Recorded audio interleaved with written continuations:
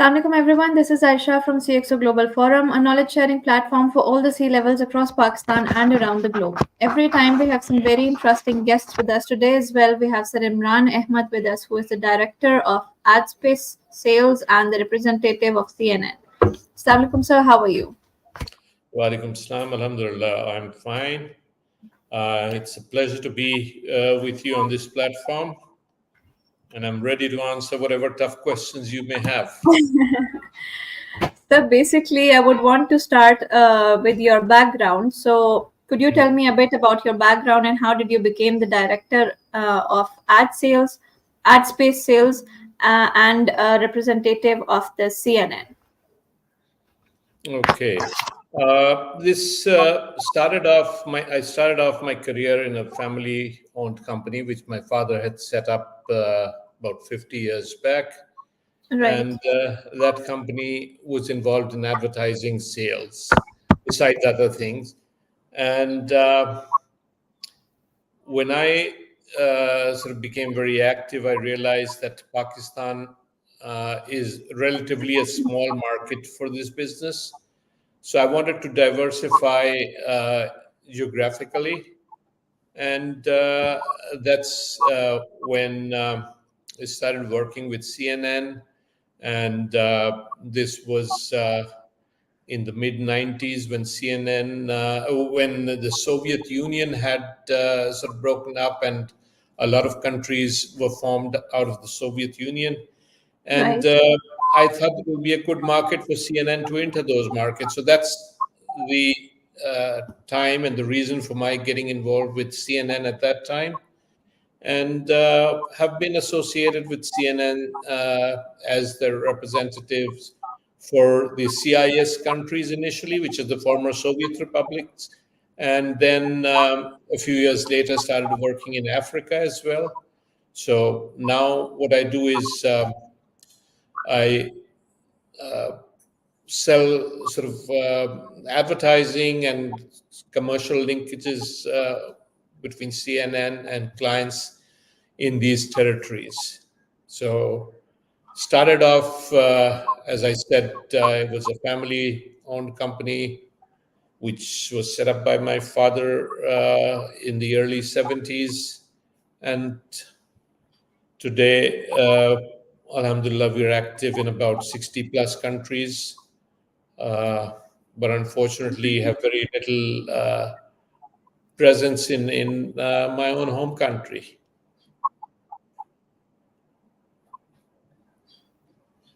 So that's a little background So about what inspired you to pursue a career?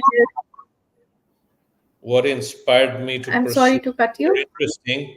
One of the things, the reason why I kind of was very keen on diversifying geographically was my interest in traveling and seeing the world. So Right. that prompted me, and obviously when you go out and work, the byproduct is also money. So money has never been the driving force, but the inspiration was traveling, seeing the world, meeting people, and business came along. So that's a very simple answer to what and how the inspiration came in. Right. So what are your basic primary responsibilities in your current role? Uh, as I mentioned, we work in many different countries, countries which are developing countries. None of them have a developed economy. So our clients are primarily governments. Governments, we work with them for their image building. We work with them for investment promotion, for tourism promotion, promoting events, partnering with governments and organizations within the government for not organizing, but promoting events which they organize. And those events are primarily for investment or tourism related events. So the kind of work that I do involves a lot of interaction with high-level government dignitaries in different countries. And so that fulfills a part of my passion, which involved meeting people.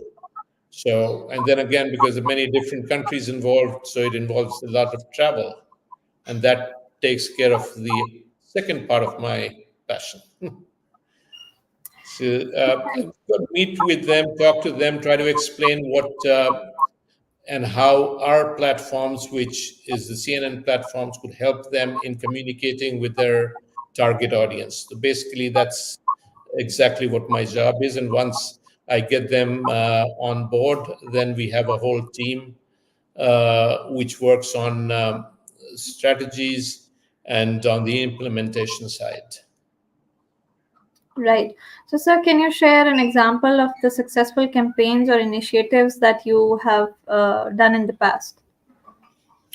There's a lot of example, a lot of success stories. One of them, which is my favorite one, is when we started working with the government of Azerbaijan. Right. This was in 2008 or 9, 2008, I believe, where we had, I was pitching for that client for a long time, finally got an opportunity. And we had, what they needed was a better image of their country and promote it as a tourism hub for the region, and also target sporting events to come and have those events in Azerbaijan. So we had the good fortune of meeting the president of the country, and during the sort of discussion we had with them, he had given us a couple of targets to achieve, and we had one of them was, as I said, putting them on the tourist map, promote their destination, and then attract sporting events to be hosted in that country. It was a 5-year program. In 2008 or 9, nobody knew about Azerbaijan, let alone it being a tourist destination. Now, even in Pakistan, you will find many people who've been to Baku or other cities of that country. That reflects the success of that program. We had exclusively worked on that for the first 4 or 5 years. We're still working with them. It's been over 15 years now, and we still have an association with them on promoting the culture, tourism, and various other events which they host in the country. What I really felt proud of was that last November, they won the sort of bid to host the COP29, which is a very big international event. Right. COP28 was held in Dubai, and Dubai comparatively is a well-known place for Definitely. international events. Baku is not, but this is a big feather in the cap of the country itself to host such a prestigious large event. And it indicates that over a period of time that they've spent on building their brand or building the image of the country, things are falling in place now. Now they're being recognized as a place where large events could be held. So yes, talking about success stories, I would always think that this is on a larger scale a big success story of ours. Right. So, sir, how do you stay updated and informed about the changes and developments in the media and advertising industry? The media industry is going through a lot of changes. Right. When I started working, it was a very simple business. You have on television, you have television where it was a 24-hour sort of airing, and you need to sell advertising for that based on sort of the advertisers would spend money based on the viewership, whether it would be their target audience or not. Things have changed. Now, print advertising is to a great degree fading out. A lot of money has moved from initially from print to television, and now from television to various digital platforms. Uh, CNN is a company which is very dynamic in the sense that it has much before time, it had started its digital platforms, CNN.com, then they have CNN Travel, CNN Money, which is the business platform, and there's so many other things, so which are now part of our bouquet, which we offer to our clients. So we have to keep ourselves abreast of the changes within the mediascape, which changes very rapidly. Uh, as I said, I mean, there was very little competition for television earlier, but now there's competitions rather than sort of just sort of fading away. Companies like CNN have built multiple platforms on the digital side as well, which helps us market the company more effectively. And digital advertising is much more targeted, uh, relatively less costly. So it is an ever evolving situation. Nobody can say that, okay, today the mediascape is complete. This is how it will be for the next 10 years. No, even what happens tomorrow, we don't know. Things keep on Definitely. changing, and we've got to keep abreast. There's no fixed formula. We just need to stay one step ahead of the competition. That's the only way. So, how do you foster collaboration and communication with your clients and your stakeholders? I think that's the key thing. Uh, for a salesperson, the products or the platforms, in my case, keeps on changing and improving.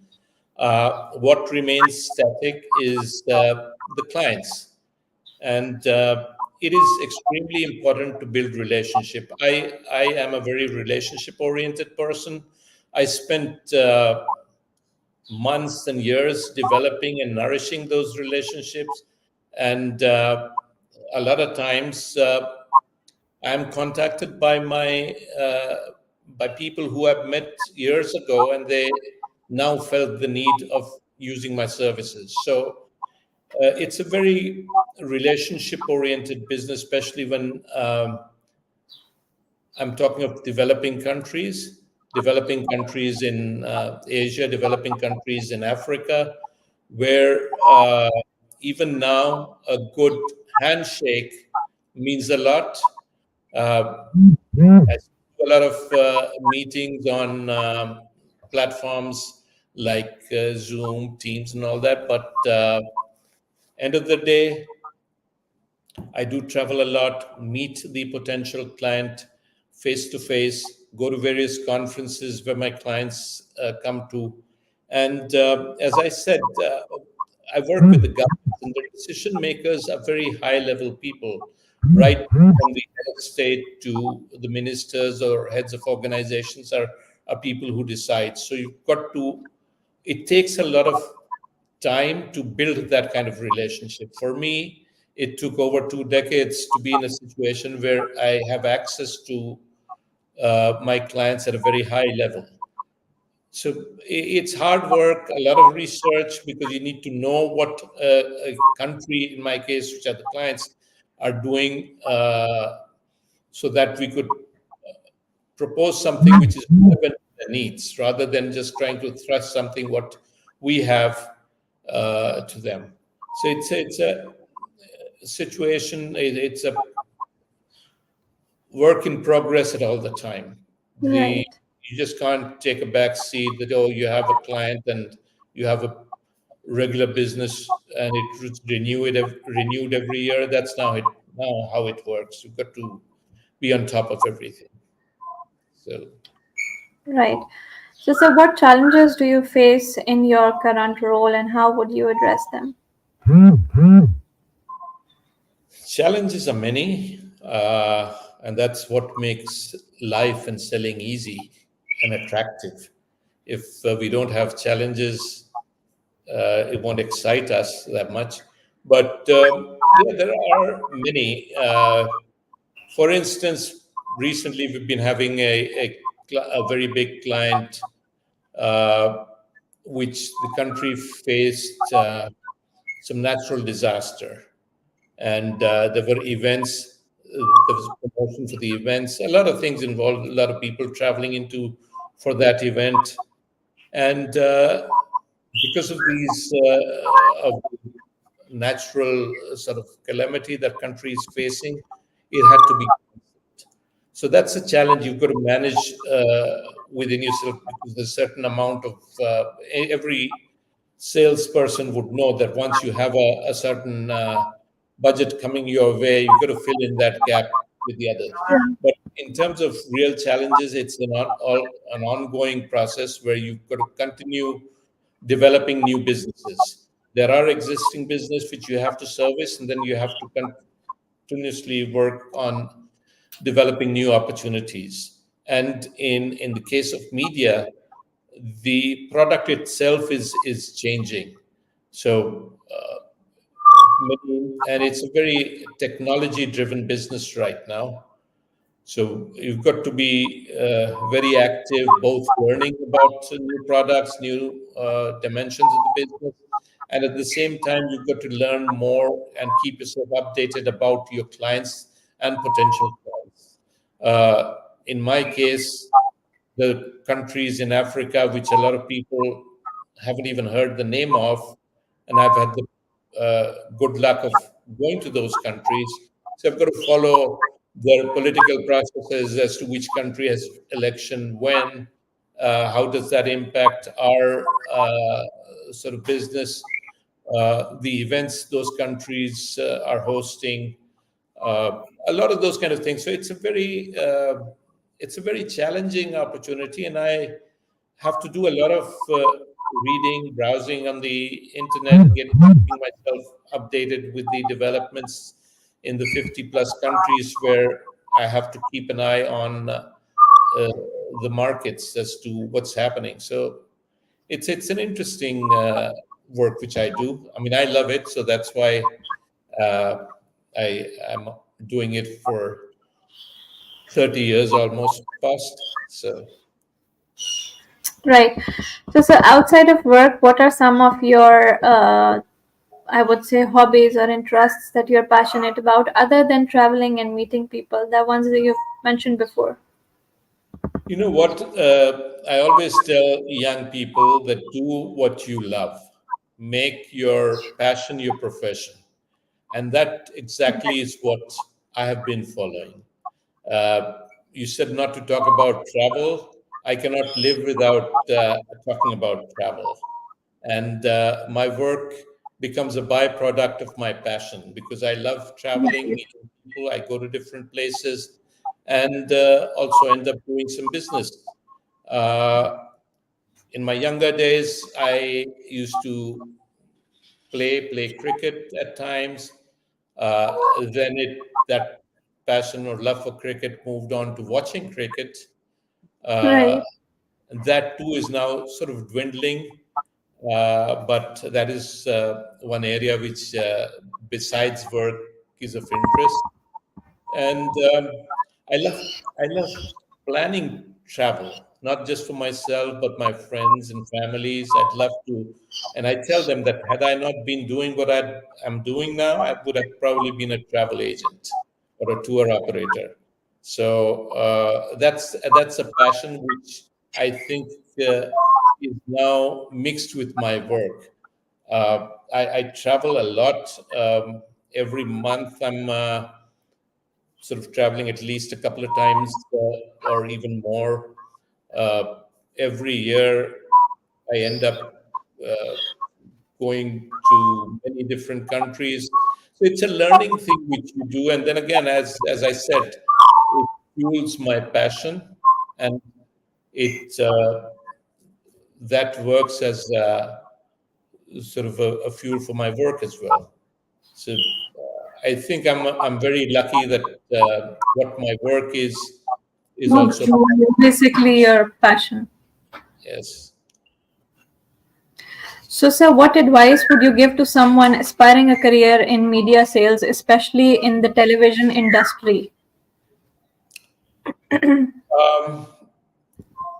First of all, I wouldn't advise anyone to get in the television industry. The media sales is something different. Television is a very focused one product, one platform. Uh, you've got to know the industry. First of all, find out more about the industry. And the primary thing for any newcomer uh, should, as I had mentioned earlier, one should look at their passion. If one is interested in something which is totally contrary to the way a media salesperson would work, then he or she can never succeed in that job. So a lot of parents these days force their children to become an engineer or a doctor while they have zero aptitude or love for that profession.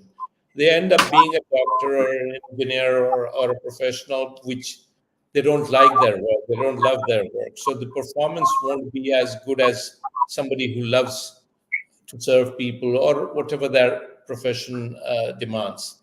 So they have to, every newcomer, every young person who's entering a career needs to know more about the demands of the career and go there not because of money, but because of their love for that profession.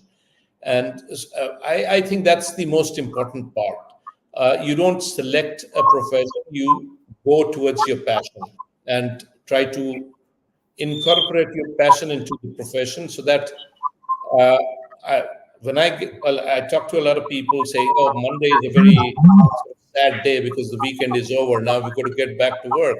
For me, Monday is a very exciting day when I sort of wake up and look for new opportunities because I'm excited on Mondays. There are a whole new week starting and there are a whole lot of opportunities to work on. So it really, you have to sort of blend your passion into your profession. Media sales is not rocket science. Uh, any profession, if you love that profession, you can learn that. There's no easy guide to selling media. You've got to go through it. You've got to go through the process, understand your product, your platforms, and then understand your market. That's very important. The most, once you get to know about what your product is, the other thing is to identify your market and get to know the market in as well as almost as the client themselves. If you're going to a industry, a banking industry, you should know about banking, do some research, uh, so that you can talk to the person the same language that they understand. So these are basic rules of sort of selling. Getting involved in the media is not something other than sort of different than any other product. If you're selling computer software, is the same thing. You need to understand your product, understand your market, and then excel in both these things, get knowledge of both. Similarly, media also requires same kind of ingredients. But as I said, and I always tell people, passion is what will drive the direction or give the direction towards your profession.